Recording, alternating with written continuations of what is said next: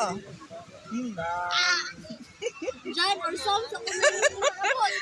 I'm sige from God. Psalms 139 verse 14. 139 verse 14. Psalms 139 verse 40. 14. 14? Psalms 31. 139 Psalms 139 verse 14. 14. Tuan.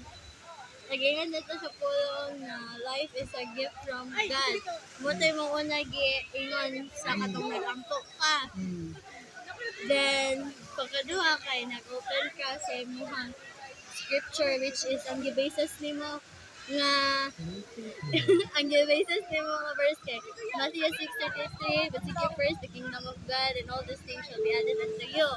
And then ang imong gipasabot sa amo is which is ang akong kung nakutloan nga pakay ka ng akong nakutloan nga lesson atong mga verse with your explanation nga sa kanunay dapat natong unahon ang atong Ginoo kay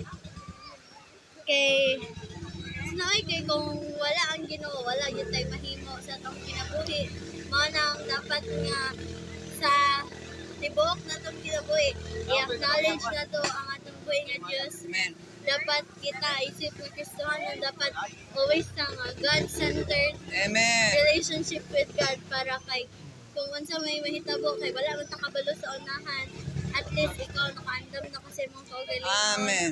Dayon kuan kanang lesson po ni sa mong tanan nga Amen. despite sa kanang kabisi dapat naami ihatag nga time kun dili leftover nga time kun dili best time ang akong ihatag sa atong buhi nga Dios kay deserve man sa atong buhi nga Dios ang best time nato dili ang Amen. leftover nga time mao na kay always pod gipa-remind sa atong buhi nga Dios nga kita iyang pinangga nga anak wala ta niya gihatagan og leftover nga Amen. time kay ang Ginoo always andam nga nanay ka ng andam maminaw sa ato every time nga naata sa pagwalanon or unsa pa man natong nabatian sa kinabuhi nga Kristohanon.